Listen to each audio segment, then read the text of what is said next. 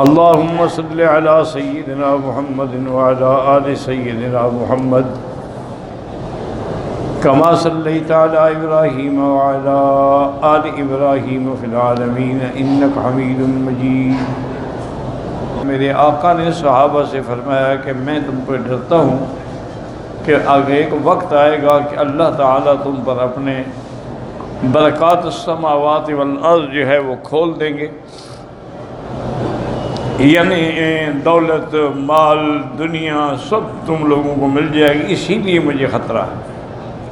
ایک روایت میں، ایک دوسری حدیث میں یہ الفاظ بھی ہیں کہ انی لا اخشى علیکم الفقر ولیکن اخشى علیکم الدنیا، مجھے یہ خوف نہیں ہے کہ تم غربت میں ہلاک ہو جاؤ گے، مجھے ڈر یہ ہے کہ تم اتنی دولت ہو جائے گی کہ کہیں اس کے فتنے میں مبتلا نہ ہو جائے، کہ پہلی قومیں جو تھیں وہ بھی اسی فتنے میں مبتلا ہو کے ہلاک ہو گئیں۔ تو صحابہ نے پوچھا کہ حضور یہ زہرۃ دنیا کیا ہے؟ انہوں نے فرمایا کہ زمین میں برکات پیدا ہو جائے گی۔ وقال قتادہ والسدی زہرۃ الدنیا الحیات الدنیا زینت الحیات الدنیا، یعنی دنیا کی زندگانی کی زینت، آرام، دولت، پیسہ سب۔ وقال قتادہ لنفتنہم فیہ لنبتلیہم، اللہ کبھی دولت دے کے آزماتے ہیں، کبھی لے کے آزماتے ہیں۔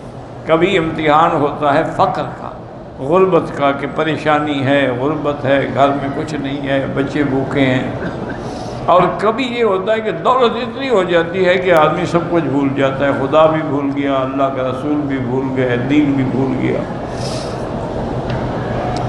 اسی طرح سیدنا امیر المومنین حضرت عمر رضی اللہ عنہ جب فتوحات ہوئے اور بڑے بڑے ملک فتح ہو گئے، کیسر و کسریٰ فتح ہو گئے، اموال غنیمت کے ڈھیر لگ گئے، بیت المال بھر گئے، تو حضرت عمر نے فرمایا کہ ابتلینا بالضراء فصبرنا ثم ابتلینا بالسراء فلم نصبر۔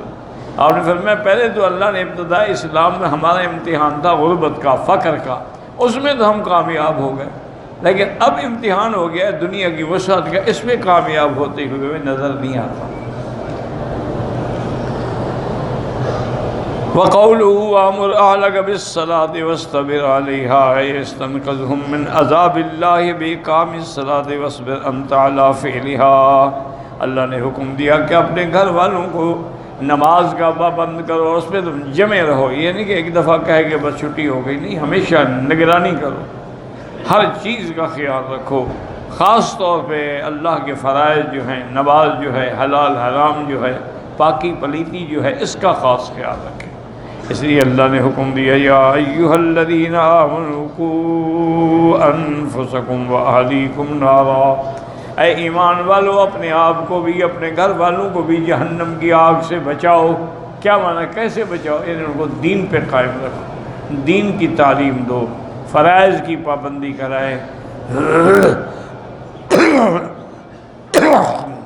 آج افسوس یہ ہے، بدقسمتی ہے ہماری، کہ آج گھر میں آدمی سب خیال کرتا ہے میرا گھر ٹھیک ہو، میرے حمام ٹھیک ہو، میرا بیڈ روم ٹھیک ہو، ڈرائنگ روم ٹھیک ہو، کھانا وقت پہ پکے، اعلیٰ سے اعلیٰ ڈشیں ہوں، بچوں کا کپڑے، لیکن یہ فکر نہیں ہوتا کہ بیوی نے نماز بھی پڑھی ہے کہ نہیں پڑھی، بچوں نے نماز بھی پڑھی ہے کہ نہیں پڑھی۔ اس کا خیال اس لیے کہ وہ جب خود نہیں پڑھتا کسی اور کا کیا خیال کرے۔